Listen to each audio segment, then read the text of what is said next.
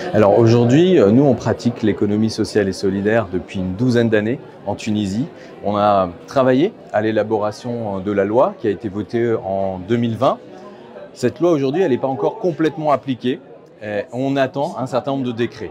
Cela ne nous empêche pas de continuer à travailler avec des entrepreneurs qui vont avoir de l'impact, à travailler avec des associations qui vont avoir de l'impact également, social et environnemental. On a particulièrement aujourd'hui de difficultés d'un point de vue législatif ou réglementaire, en tout cas pas plus qu'avant, on va dire. La création, le développement de ces organisations de l'économie sociale et solidaire est finalement le même qu'auparavant, c'est un parcours, de toute façon, un parcours du combattant. Le point important pour moi aujourd'hui se situe au niveau de l'impact qu'elles peuvent avoir, ces organisations, de la problématique qu'elles souhaitent régler, et puis de trouver leur propre modèle économique. De se faire connaître et donc d'avoir les moyens de se faire connaître et de mener leurs activités. Et pour ça, il faut aussi qu'elles bénéficient de financement.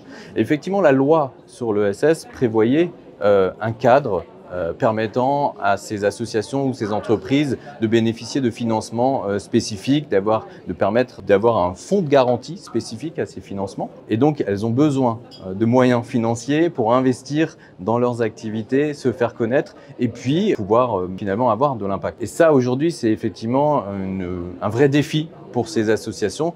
Et au LabS, on est une structure qui les accompagne justement à développer leur modèle, à lever des fonds de différentes façons, à la fois à travers des activités génératrices de revenus, mais également auprès de bailleurs de fonds, peut-être même auprès des collectivités locales ou des différents ministères, donc des fonds publics.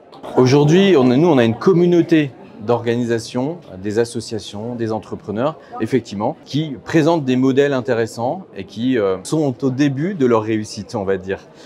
On travaille avec des entrepreneurs qui ont un vrai impact, en tout cas dans l'économie circulaire, des entrepreneurs comme WeFix, qui aujourd'hui recyclent de l'électroménager, des appareils d'électroménager, qui les reconditionnent pour les revendre.